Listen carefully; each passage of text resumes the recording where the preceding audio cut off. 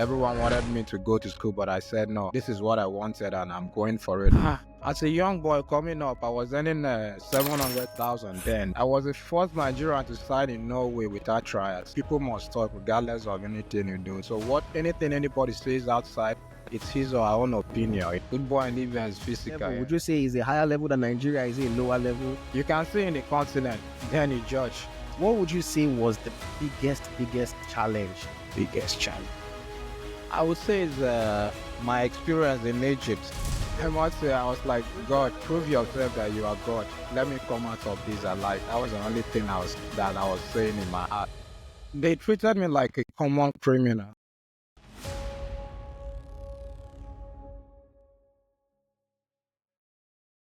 Hello. Good morning, good afternoon, good evening, wherever you may be watching or listening to us from. My name is Ayoti, and this is the home of Nigerian Football Podcast. As always, with me, I have a special guest. This time, he's a player and midfielder, player that has plied his trade across multiple continents in the world and last played for Al Hilal and Benghazi in Libya. I'm talking about Raphael Ayagwa. Raphael, welcome to the show. Thank you very much. Thank you for having me on the show.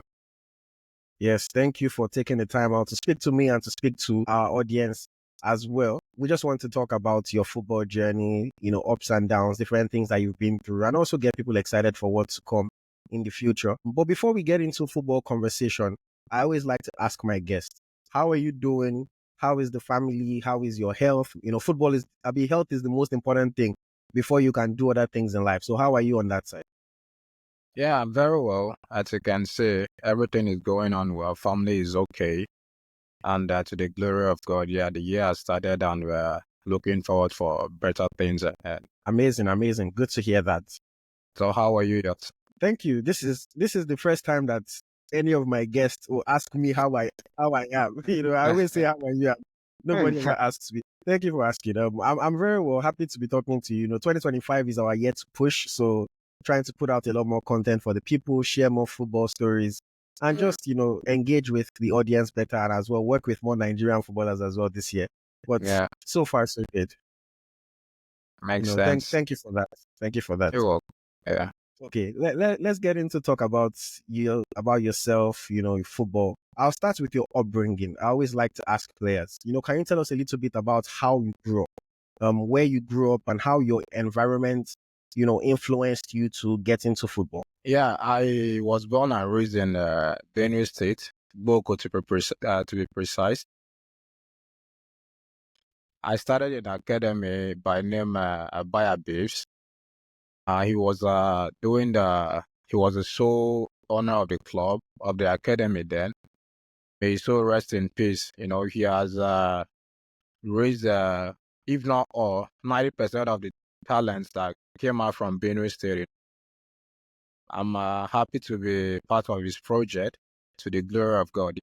Nice to hear. And just so that people maybe can connect the dots, who are some of the other players from Benue that you think we might know? If you have heard the names of David Tiakase, Moses Okuma, Solomon Kwambe, and the rest of others. Amazing. It's good to hear that. Okay, so let me ask you, your family, how was that like? Did you grow up in a small family, a large family? Did you have any other siblings that maybe were athletes? Did your father play football? How was that like? I came from a polygamous family. Yeah, I must say it was difficult to be the odd man, if you get what I mean, Everyone wanted me to go to school, but I said no, this is what I wanted and I'm going for it. And it was like a battle between my mom and my late dad. But my dad was on my side. So him being the head of the house, he said, okay, you know what? Let him do his thing. That's how I managed to connect the dots. Interesting. And none of your other siblings played sports, played football, anything like that? My cousin, he's also playing. My younger cousin is also playing. Yeah, I actually took him to Libya with me. He was playing the second division, and he might be going to Europe this January also. So yeah. Oh, nice. Hopefully that works out. For by him. the grace of God. Yeah. Okay. So did you have any trouble with your family having to go and play football? Because I've heard different stories of Nigerian players. Maybe their father used to beat them, or they used to get mad at them because they are going out to play football late, things like that. So did you have any issues like that? Yeah, it was just my mom, but to an extent, she came to agree with the terms that, yo, this is what this guy wants. I have to support him and all of that. Yeah. So, yeah. And why were you so convinced that football was what you wanted to do? Because a lot of Nigerians, grow up saying they want to play football, but it's not everybody that puts everything into it. Why were you so convinced? There is one thing that I've learned from my late dad, self-belief. If you believe in yourself, you know you are good at a thing, you should go all out for it, regardless of whatever anybody is saying to you negatively. He said, let it go through here and go out the other way. Just do your thing. You are the captain of your own ship, so you paddle it where you want it to go. That's very good. That self-belief is very important, because at the end of the day, football is a game of opinions. Some people Mm-hmm. think you are great. People will tell you that no, they don't think you're a good player. But you have Yeah. to have that self-belief to keep on pushing. Okay. And tell us a little bit about your youth football. You said you started in an academy in Benue. Was that the only academy you played for? How did you progress in youth football? Yeah, that is the only academy I played. We represented Benue State in a couple of tournaments. Back then, we have chief of naval staff. I played it a couple of years before the late gaffer passed out. Then I started traveling around the country to look for amateur teams to play and all of that. And how did you get into professional football? How did that breakthrough finally happen for you? Was there somebody that scouted you? Did you go for trials? How did it happen? Okay, we played a friendly game against Lobi Stars. So I was the outstanding player in the team, in my own team. So the chairman of Lobby Stars then invited me over, and so the rest was history. And to the glory of God, I had a coach then, Coach Koko. He was there, and when I came to Lobby, I had the likes of David Tiapkas in the midfield. I would take by energy, Joseph Nathaniel, a lot of great players then that were playing in my position, but the coach said no. Ayagwa, you know what? You are going to play for me, regardless of the names I have. What I've seen you play, I believe in you that you are going to give me what I want. And that was it. No, amazing, amazing. Always nice to have that person believe in you like that. But when you made that switch, I believe the first club you joined, like you mentioned, was Lobby Stars. Yes. How easy was it for you to adapt? Because football is different levels. Playing in academy, being a good player there does not really mean that you are going to be a good professional. So how Yeah. easy or difficult was it for you to adapt? I would say it wasn't that difficult for me to adapt because we have played big clubs coming up as a boy, meeting people I've been training with over time, and having a coach behind me. He said, yo, make 1,000 mistakes. You are still going to play. So it was easy for me to express myself, bring out my A game and do whatever thing I want to do on the pitch, regardless of whatever anybody is saying, because I know during the weekend is a coach that is still going to make the selection. So yeah. Amazing, amazing. And did you have any challenges, any struggles, or your first year in football was just smooth sailing? I had a lot of challenges before signing professionally. Having to travel to different states without knowing nobody, sleeping in motor parks and all of that, just to get 30 minutes of trials with a club without you being officially invited. You know how dicey it is in Nigeria. It's man no man. So it was very difficult. Breaking in, but I thank God for the coach that saw me and said, "Yo, this guy is going to make waves in football." And today the rest is history. Amazing, amazing. And if there's somebody that is listening to you now, that has never seen you play football before, how would you describe yourself as a football player? There is this word my coach usually tell me, never say die or never say never, never say die. You know, that spirit of never give up. I always fight to the finish, like I'm a fighter. When I was the Arabs, they call me fighter or the lion, so yeah. What would you say is the one ability that you have that, yeah, like you are so sure of this one thing that you can do so well? Oh my God. Ball distribution. I'm a very good passer of the ball, yeah. Who were some of the footballers that maybe you tried to model your game after, or that you used to watch a lot of their highlights to try to improve? Yeah, Toure. An African legend, for sure. That's Yeah, never a bad role model to have, Yaya Toure, yeah, fantastic yeah. player. And you were in Lobi Stars where you started your career, but I believe you were only there for one season. Is that correct? No, 2 seasons Or 2 seasons in Lobby Stars? before I made a switch to Plateau United. Okay. So can you tell us, how did that move come about? What made you make that switch? How was it? Yeah, because everybody needs a new challenge, a new environment. That's how you test. How good you are. If I was in Lobby Stars, Lobby was like my home. I was comfortable there, so I needed a new challenge, like test my ability outside the shores of my states and all of that. And who was the person that saw you? Was it, somebody from Plateau United that saw you and said they wanted to sign you? How did the transfer come about? Okay, we are playing a game against Plateau United in Makurdi, so I was the man of the match against them. So at halftime, Bobo, you have to block me in the tunnel and say, yo, we are going to win the league. You are going to play in the continent for me, whether you like it or not. I said, okay. And after the game, the GM of Plateau United called me, and Coach Bros, if you have heard of Coach Bros, he also called me that, okay, the club is interested in me, so I should just do my thing after the season. I shouldn't talk to nobody. I'm coming to Plateau United. That's how it happened. Were you out of contract after that season, or did they sign you like on a transfer? They signed me on a transfer. Oh, oh. Yeah. And I always like to ask this question. When the transfer happened, did you know the transfer fee? Did you know the ins and out of what happened, or you just knew that they were signing you? I knew everything that was happening because I was close to the chairman, Mikey Doko, as at then, so he was a bit transparent with me to like let me know how everything was going. Oh, okay, that's good to hear. And I don't know if you want to say this, but playing in the NPFL those first few years, like what kind of money were you making then? Was it enough for you to take care of yourself? At the first season, it was I wasn't earning much, but after the first season, a whole lot of clubs wanted me, and the only way Lobby Stars could keep me then was to increase my salary. My second season, I was among the highest paid players in Lobby Stars, so I would say I was earning decent money then. What is decent money? As a young boy coming up, I was earning 700,000 then, so it's Oh, okay. decent. Yeah, Oh, okay.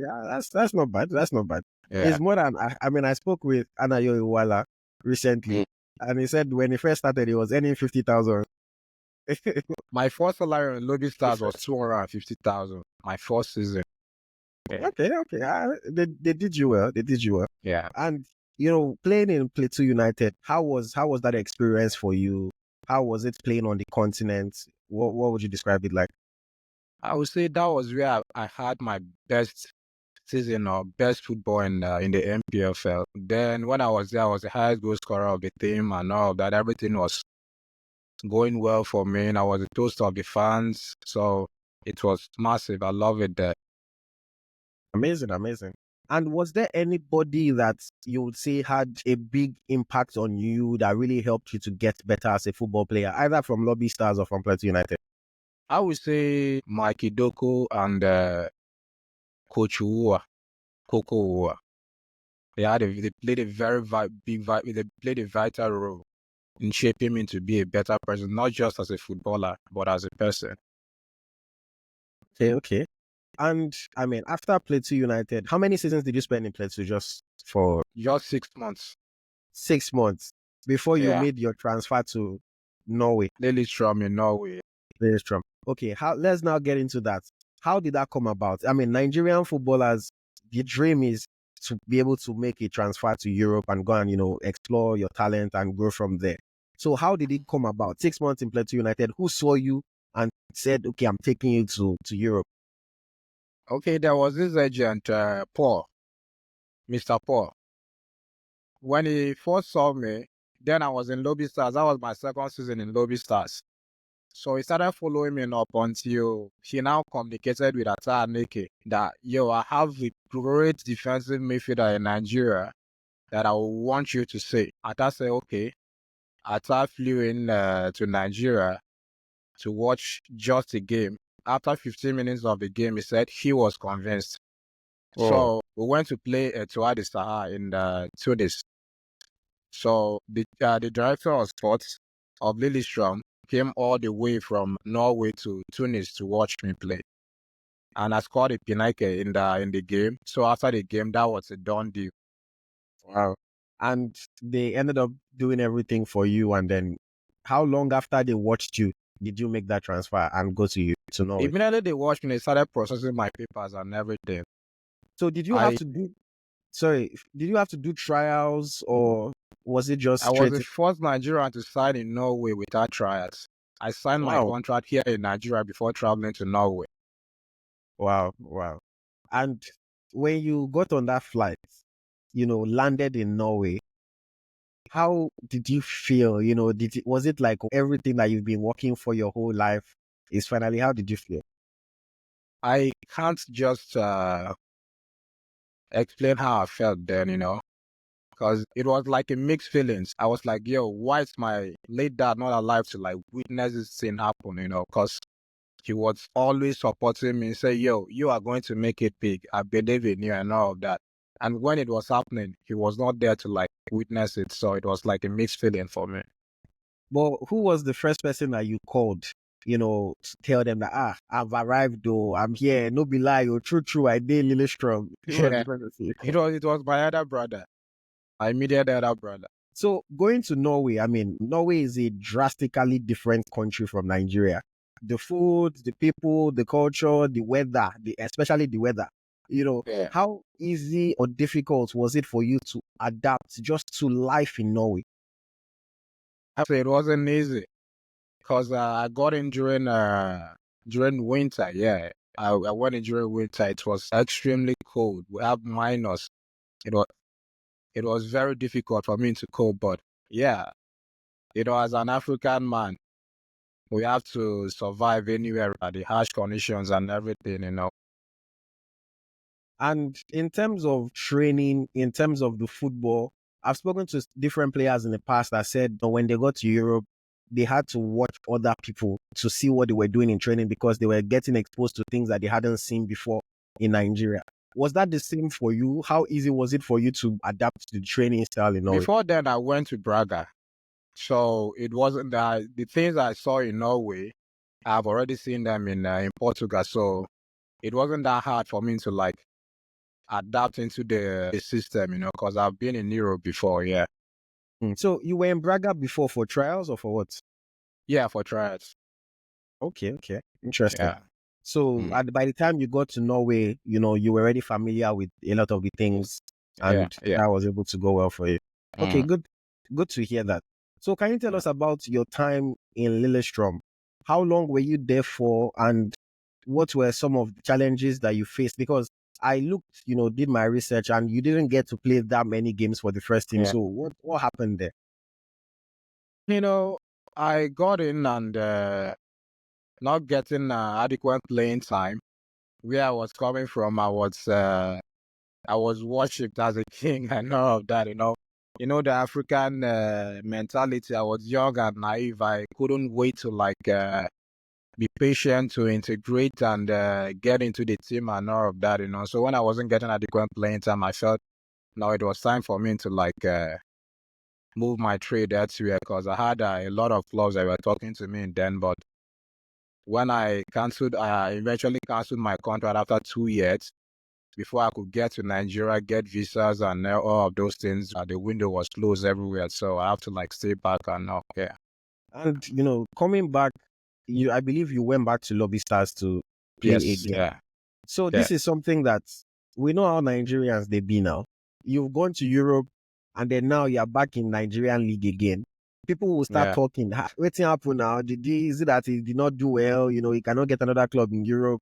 Did you feel some type of way? Did you feel like maybe you've let people down? How did you feel coming back to play in Nigeria? Not everything needs a reaction, People must talk regardless of anything you do. So I didn't let what people say really affect or bother me.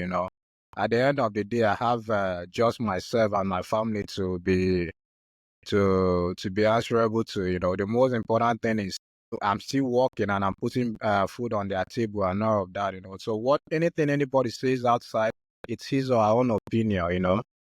No disrespect though. Yeah. But by the time you came back to Nigeria, did you feel like your experience in Europe had made it easier for you coming back to Nigeria, or was it still the same when you came? I think my mentality, everything changed, because then I believe everything has to be 100, you know. You don't need to negotiate it. Everything is 100, yeah. Okay. Okay. And how long did you stay in Lobby Stars after coming back again? I think 6 months. Then I went to America. Okay. Yeah. You joined FC Tulsa in the Yeah. United States. Okay. Can Yes. you tell us how did that move now come about? Did you have to do trials there? Who saw you? Who took you to the US? Because Nigerian players don't usually go to the US, most times. So Yeah. how did that happen for you? Okay, I had a man, Tama, on the fire. He was formerly Lobi Stars chairman. He was coming to watch our games in Makudi then. So he picked interest in me, and he had a friend who was a coach, Mike Insen, the guy that was coaching FC Tulsa when I was there. So he spoke to him, and the guy asked for my profile, my videos, which I did forwarded them to him, and he was interested, and immediately he said, okay, can we start processing his travel documents so he can join the club immediately? Yeah, so I didn't go for any trials. I even signed here before I still traveled. So yeah. And then going to the States, now you are in a different continent again, a different country, different culture. I mean, we might have seen American culture or TV, but it's still different. How easy was it for you to now adapt to life in the United States? It was easy because I was able to access everything because they speak English, so it wasn't that difficult for me to like adapt. And having a Nigerian coach who has lived all his life over there, and I had some friends that I knew in Nigeria before traveling over, so they made the whole thing very easy for me to like. And at the time that you were in FC Tulsa, I believe you had Umfonudo as your teammate in Yeah, Tulsa. that's How Solomon. Yeah. answer more requirements? Okay, so how easy was it? I'm guessing having those Nigerians with you. Obviously, you guys will roll together, travel together. How was the feeling to be able to play with people that you were familiar with? Oh my God, it was like we are home, because we're always together, play Nigerian music, dance to it, cook Nigerian food, and all of that. So it was easy for us, yeah. And the feeling was great. And the football in the US in FC Tulsa, how would you compare the football to what you had experienced in Nigeria and also in Norway? I must say, of all these three places, Norway is top, then America, then Nigeria. Why? Because the level of professionalism abroad is high compared to the one we have here in Nigeria. The mode of transportation, the prep before games, and all of that. So is it something that you would encourage other Nigerian players to do, to maybe go to the US? Because a lot of people always feel like if you're not in Europe, that's not really a good place to play football. Would you encourage people to go to the US? Of course, football is played everywhere. Football is one language. Whoever knew that Saudi Arabia will have the biggest stars today? But today, Saudi Arabia is the spotlight of football now. So football is played everywhere. Yeah, so I will encourage anyone that has the opportunity to go. He or she should try it. It's good. Amazing, amazing. Okay, and I believe you were in the USA again for another 2 seasons. Is that correct? Yeah. Yes. Mm. So after those 2 seasons, what happened? Why did you not renew your contract? Is it that the club did not want to keep you? What happened? Nah, the offer wasn't good for me. I said no. I can't keep on moving in cycles, without earning good money. And so I felt it's time for me to like try something different. Like I said, I love new challenges. And you came back to Nigeria Yes. with the Lobby Stars again. Mm-hmm. So same thing now. You've gone to the US, back in Nigeria. Did you still felt like, oh, it doesn't matter what anybody says? Or did you feel like second time where I don't go abroad, I don't come back again? People were thinking that, is it a village people they chase this guy? Me, I just love to play. I love to play football, regardless of the environment, the country. I just want to play, you know. So I don't care. I don't care. And Lobby Stars, they seem to be a team that is like whenever you call them, they're ready to just open their arms and welcome you back in. Is that the case? They just always are ready to accept you. You know, when you leave a legacy somewhere, when you have when you have worked with somebody and you leave a good name and all of that, my work, the things I did for Lobby Star speaks for me. Anytime I call upon you, I want to come, the door is always open for me to come. Amazing. That's amazing. And in all this time, playing in these different continents over these multiple years, what would you say was the biggest challenge that you had faced? Biggest challenge.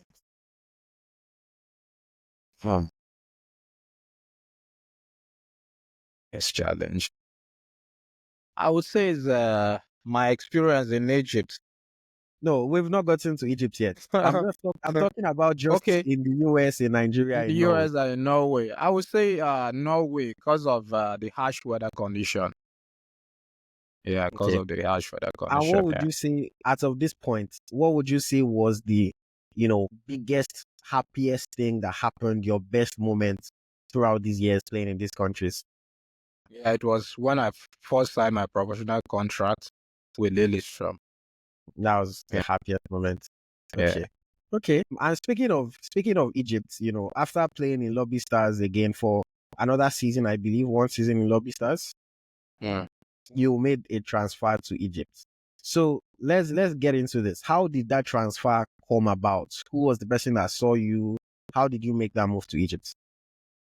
Okay, I posted my videos on Instagram and this agent in Egypt, Omar, saw it and he inboxed me and that yo, I really love your videos and I would love to work with you. There are a couple of clubs I'm speaking with that are interested in you and all of that. So will you want to play in Egypt? I was like, yeah, I'm open to new opportunities and new things, So yeah, that's how it happened. No, amazing. I mean, and I'm happy to hear that it was from an Instagram video, because when I always encourage Nigerian footballers to use their social media to post from social media to show themselves. And some people will be asking me, is social media really that important? Oh, I know they like anything. They don't know the power of social media. No, so I'm happy to hear that. Now I can, when I'm talking to people, I can use you as example now and say, look at Raphael Ayagwa. Somebody saw his video on social media. So moving to Egypt, so you signed with Aswan SC in Egypt. Is that correct? Yes. So when you got there, how was the life, culture? Again, this one different language. They speak Arabic. This is in Africa, but it's very different from Nigeria. Yeah. So how was it adapting to life in Egypt for you? I must say that's one place I struggle to adapt because of their culture and their beliefs and everything. But when I got to understand the kind of people they are, I said, okay, now I can settle in, because in Europe, you live freely, you wear what you want to wear. In America, same thing. But there, they have restrictions, due to their culture and tradition and all of that. There are certain things you are not supposed to wear. There are certain things you are not supposed to do in certain places and all of that. So, yeah. Okay. And, you got to Egypt, you started playing. I believe you were playing games for them before the whole incident happened, which you already kind of hinted at earlier. So can you walk us through your time in Egypt? From the moment you got there, how did everything play out? Can you walk us through? Yeah, it was what I got in the reception was good. Everything was good. When I started playing, play week in, week out, I was uh I was their best player, and they wanted to make a whole lot of money on me and all of that, So when that didn't happen, it became a problem for them, because I can remember during the mid-season, I had a club, Okud in Saudi Arabia, wanted to sign me, and they were calling a whole lot of money on me, and the club said no. This guy is not a striker, he's a midfielder. Why would you be calling such money? So I pleaded with them to let me go and all of that. They refused and they said no. We want to sell you for a bigger price at the end of the season. And they were having a financial crisis, not paying our salaries and all of that. I said, why not sell me so you can settle your debts and all of that? So I guess that's where the whole problem started and all of that. And how many years did you have on your contract as of this time? 3 years after the start season, I was left with 3 years on my contract. Oh, okay. So ultimately, the club was the one that was able to make the decision on whether you go or not because you were still on that Yes. contract. Yes. So, okay, you told them, why not sell me so that you are able to settle your debt? And Yeah. maybe this thing that you said rubbed them the wrong way. Yeah. So what now happened? What did they do? How did they react to that? Yeah, that was gone and everything went well. I started playing again, and at the end of the season, we played our last game, which we got relegated. The next morning, we were staying in Cairo, but playing games in Aswan, because of the weather condition in Aswan was very hot, extremely hot. So the coach said, no, he can't put his players out. So we are staying in Cairo and playing games in Aswan. So the next morning, all the other players boarded their flight back to Cairo. So I was left with me and one Angolan striker, Dixon Kamuni. So I now asked, okay, how about my return ticket to Cairo, then to Nigeria? They now brought out the document that I should sign it. I said, no, this is written in Arabic. You don't expect me to sign what I don't know. And they started, no, if you don't sign, you are not going to leave the country, this one, that one. So started dragging, fighting me, seized my phone, my luggages and everything. So it was indeed a bad experience, which I don't pray for nobody to have such experience.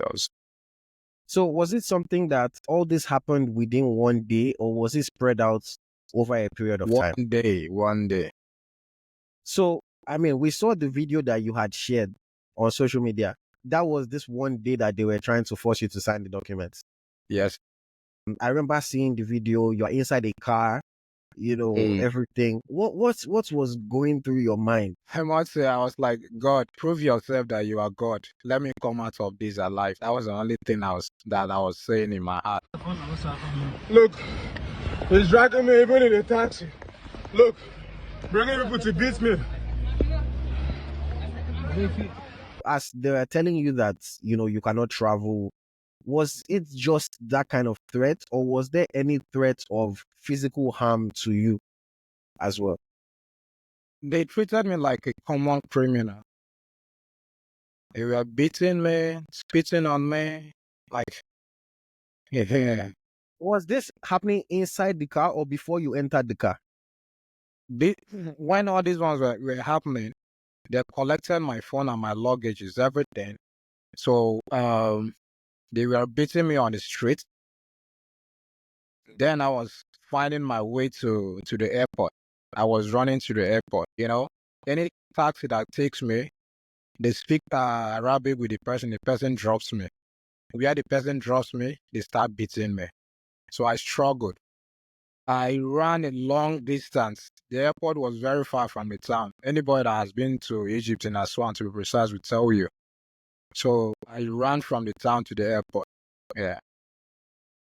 These people that were beating you, these are officials of the club. Club officials, yes. So were they following you in a vehicle, or because you Yes, said they were following me in the vehicle, yes. Wow. And okay, so how did you now enter this car that you recorded the video in? Was this in their vehicle? Was this inside a taxi? Where was that? That was when I left the hotel. That was the first cab I boarded. Oh. Yes, that was the So, first card okay, I. that was before they took your phone and everything. Yes.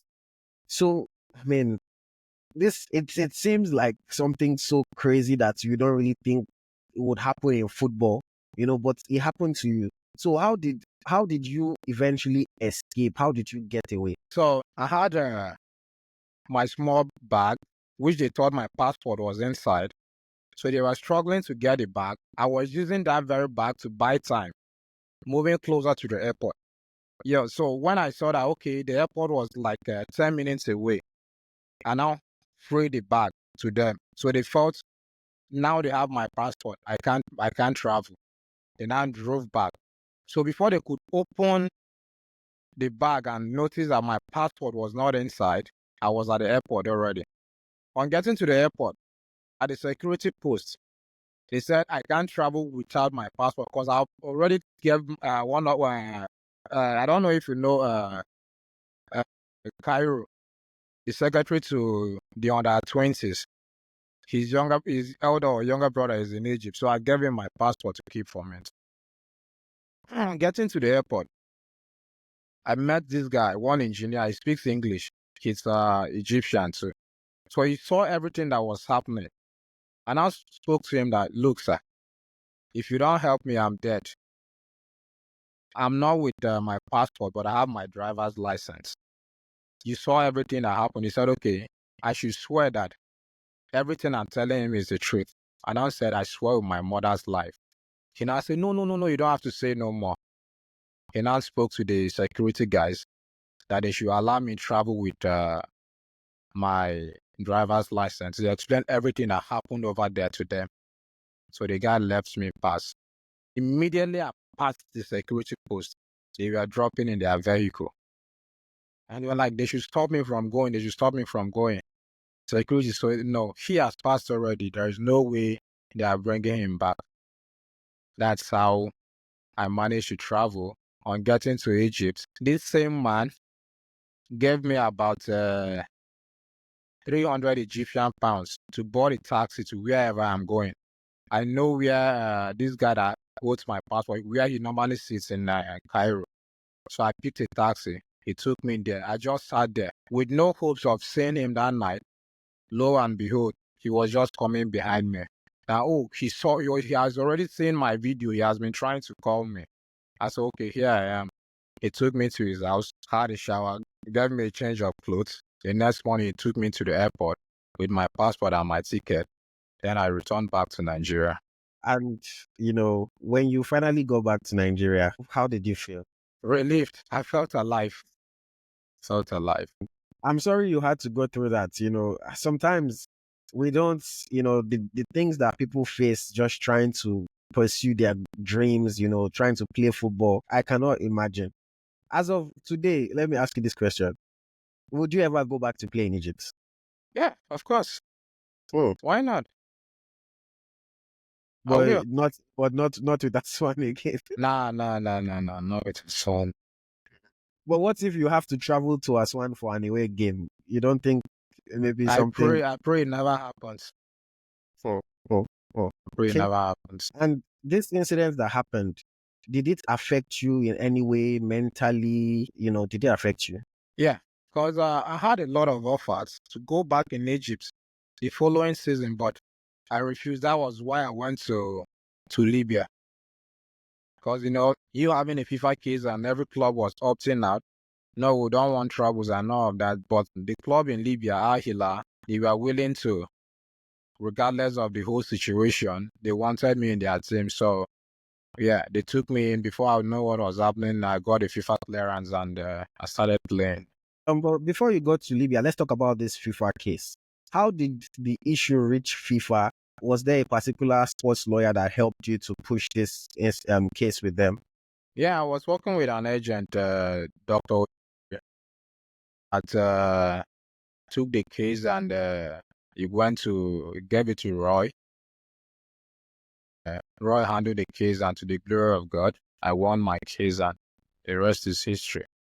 And how did you feel when you won this case? Because, it's a big deal for you to be able to win a case like this, know that FIFA is supporting player rights, and obviously they had to settle you for all the problem that they put you through. So how did that make you feel? Man, I can't quantify how happy I was, you know. When I got the verdict, I was like, yo, so I've won. God has finally vindicated me and all of that. So I was happy. I locked myself in a room, was playing music, I was just dancing, you know, and all of that, yeah.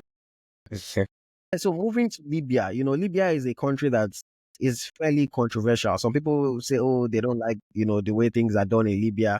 But how was it for you going there, the experience, the culture, everything? You know, Libya is cool. Libya is cool.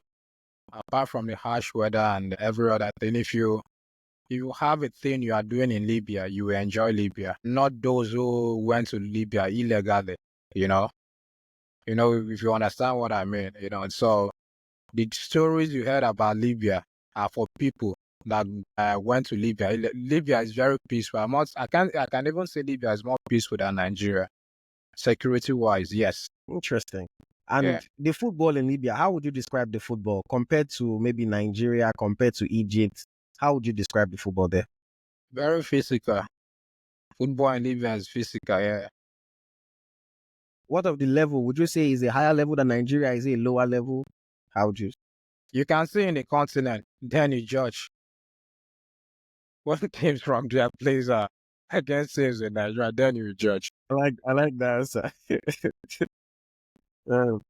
Okay. And all this journey that you've been on in your career, playing in different countries, playing in multiple continents, you're well traveled. I will say that. How would you describe your whole football journey?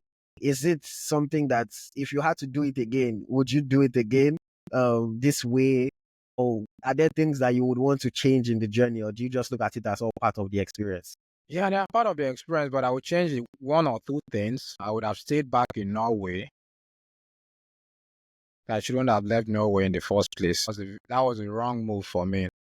And secondly, I should have stayed back in Egypt rather than going to Libya because of my experience with Aswan, you know?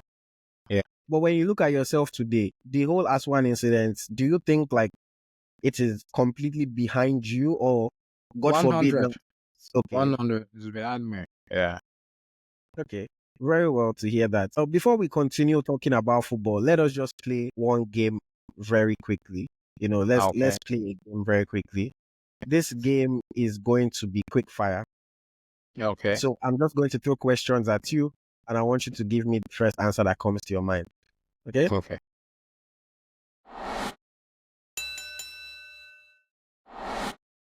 Who is your favorite Nigerian player of all time? Mikel Obi. Who is your favorite Nigerian player today? Wilfred Ndidi. You like the midfielders. Yeah. Who is your favorite manager of all time? Guardiola. What is your favorite food to eat before a game? Rice. If you could live the life of anybody, you could live their life for one day, who would you want it to be? Donald Trump. Do you have any superstition that you follow on the day of a game or a ritual? Listen to loud music. Listen, it has to be loud music. Yes. Interesting. Nike or Adidas? Nike for sure. Jollof rice or fried rice? Jollof rice. Lagos or Abuja? Abuja. Casual clothes or traditional clothes? Casual. Shoes or wristwatches?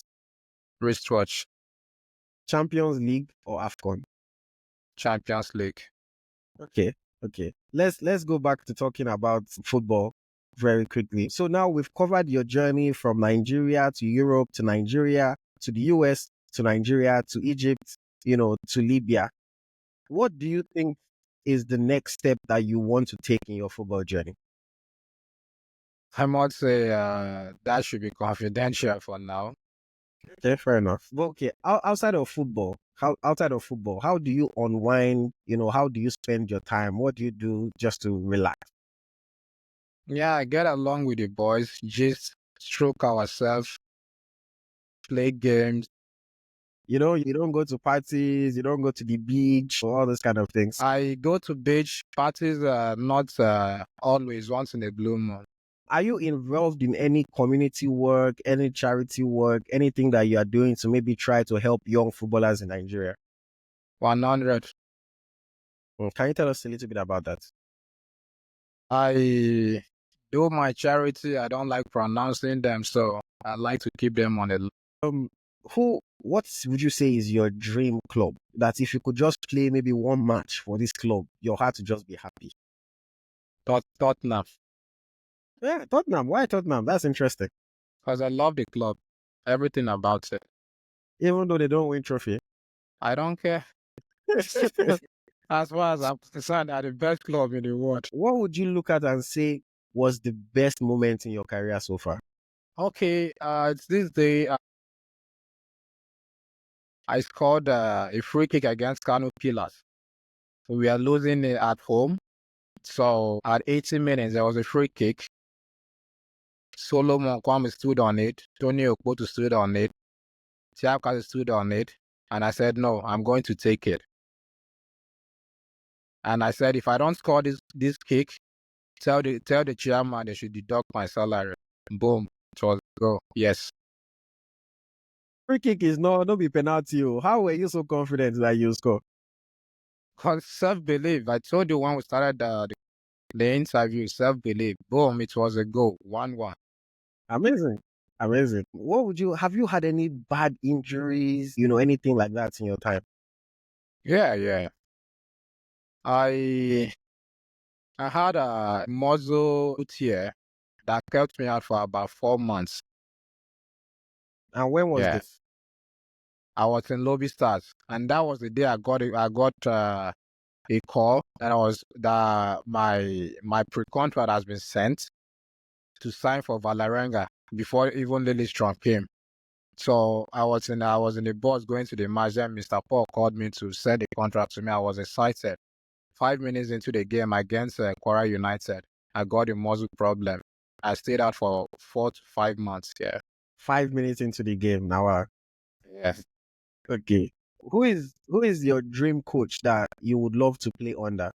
Okay. Let's say Mourinho. Mourinho. You say your favorite manager is Guardiola. Guardiola. But your dream coach is Mourinho. How come? Yeah, because I love his drive. He's a controversial coach. I love him for that. You get to learn a lot from him, because he's the kind of coach that doesn't pamper players. To say it as it is. So that's the kind of person I am. That's the kind of person I would love to work with. I like that. I mean, I'm also a fan of Mourinho, but I also like what Pep is doing. Okay. Which teammate would you say has had the biggest impact on you as a footballer? Late John George. Late John George. And can you tell us how did he help you? How did he impact your life? Okay. When I got to Lobi Stars, he was one person that was always encouraging me. He saw something in me and I was like, Coach, if you encourage this boy, I promise you he's going to be the next big thing. And for him to keep glummering it to Coach Uwa, that was when Coach Uwa actually believed in me 100. Because of another player was always talking about me and we are playing the same position. Who would you say is the toughest opponent that you face? Say that day for midfield, I'm gonna die you. Who was the toughest opponent? I would say Honor. How was that game? What happened in that game? Did you guys 20 minutes of the game, it was like I played there for 2 hours.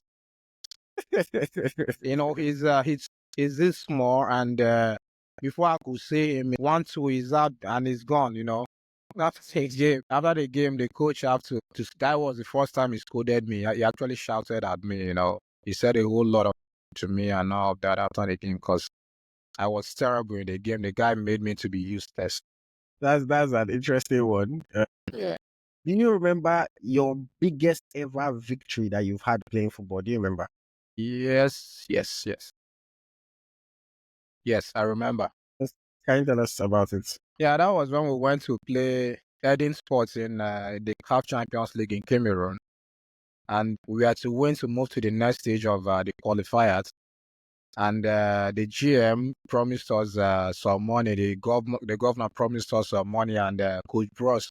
So it was huge motivation for us to win and take very big money back home, and all of that. So we needed to win. They were leading us 1-0. We equalized. We needed another goal to get through, So the defender wanted to pass a split pass in the middle. Then I intercepted it. He came and I dribbled him. The goalkeeper came and hit him, and it was a goal. The match ended 2-1. We came back and we went home with at least everybody went home with about 1.5 million then. Yeah. So okay. From one match. yes, it was Amazing. a massive win. Everybody in the state was interested in the match. Amazing. As a football player, I mean, it comes with a lot of pressure, a lot of noise from media, people like myself, from, even family gives pressure because they want you to do well and help them out, things like that. So how do you manage all this pressure from, playing football? I would say on the social media part, I'm not really into social media presence. So anything you write there about me, it's on you. The only person that listens to, the only person that tells me the truth when I'm good, when I'm bad, is my immediate elder brother. So anything he tells me, then I believe it. If you say, yo, you are very bad in this game, then I know I'm very, very bad in the game. Coming from social media aspect, it might be coming from someone that doesn't like you. So if you pay attention to that, it will weigh you down. So I don't really pay attention to that. Oh, okay. That's very well said. Very well said. And for any young boy or young girl that is back in Nigeria, that's looking up to you, that wants to have even half of the career that you've had, what's your advice to that young player that's coming up? Don't despise your little beginning. You coming back to start afresh doesn't mean it's the end of your career. You can start here and boom, you are there again. So don't be afraid to start all over again. Okay, amazing. And, when all is said and done, when your football career is over, in however many years you choose to play football for, what do you want your legacy to be? How do you want to be remembered? Okay, let's say I project one or two players somewhere, that when someone looks at them, they will say, okay, that was one of the players Raphael impacted in his life and all of that. So, yeah. Okay. One thing that I like to do is I always like to ask my guests to leave me a question for the next guest. So my last guest was Emeka Eze. I don't know Yeah. if you know him. He plays now I in know Turkey. him, yeah. Yes. So the question that he left for the next guest, which is you, he said, if you weren't a footballer, what would you be doing with your life if you weren't a footballer? Business, of course. I love business. What kind of business specifically? Buying and selling, yeah. Basically, entrepreneurship, yeah. I love Oh, this. I love quick turnover. is that something that you think after football you will still get into business? Or 100%. so you're not thinking of maybe being a coach or being a You can combine it too. You mustn't be there to foresee everything. You have people working for you. That's very true. Very true. Yeah. Okay. And now, can you give me a question that I'm going to ask the next guest that comes after it? Okay. If you are to go back to your younger self, what will you change? Okay. What would you change if you could go back to your younger self? Yourself, yeah. I like that. What will you do differently? I like that one. Okay. Before we wrap up, let's play one more game. Okay. One more game. This game is Would You Rather. Okay. So I'm going to give you two options and you just tell me the option that you prefer. Okay.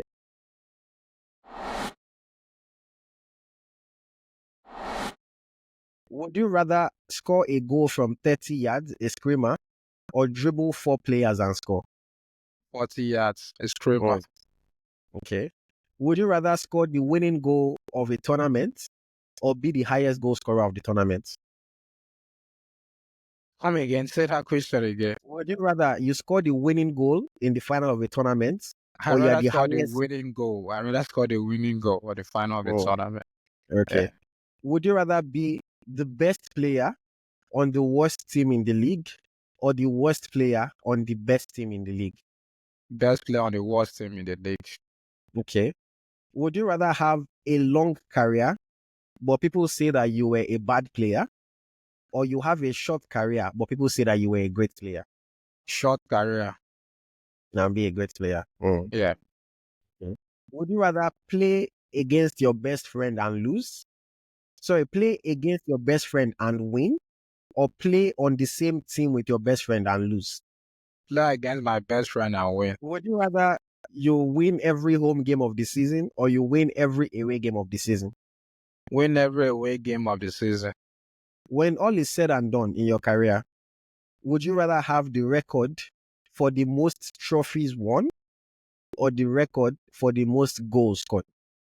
Most trophies won. Okay. Would you rather you don't play football for a whole year or you play football every game of the year, no goal, no assist?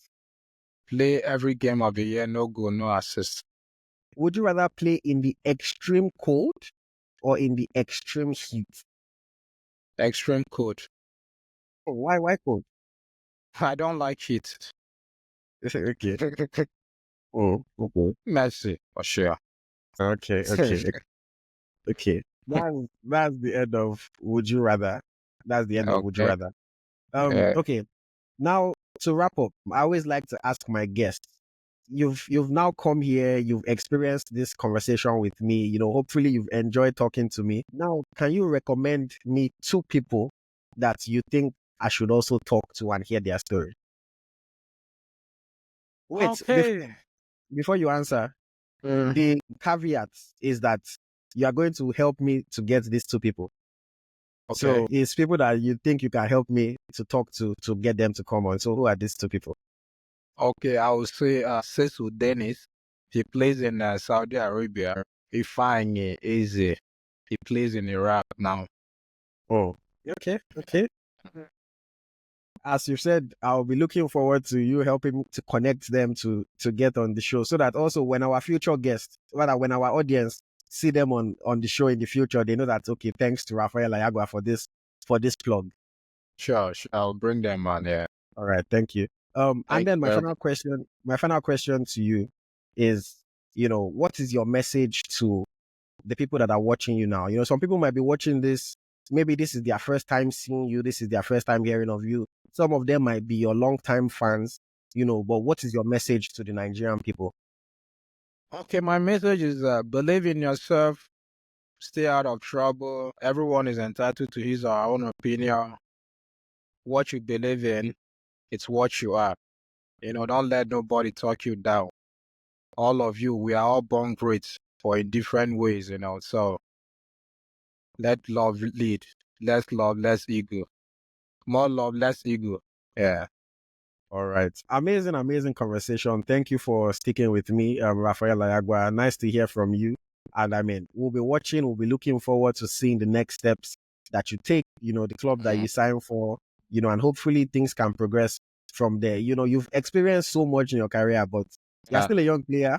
You Of still have course. so much time. You can even play another 10. Even Ronaldo is still playing at 40. So you can even play 15 years if you want to. So we'll be watching and we'll be looking forward to seeing the next steps in your career. Thank you Thank very you much. very much for having me. I really appreciate it. It's a great privilege to be on the screen with you. Thank you. All right. And Thank have a you very good night. much. Yeah. And Bye-bye. everyone that's watching, I hope you guys enjoyed the story. I hope you enjoyed this episode with Raphael Ayagwa. Thank you very much. Bye-bye.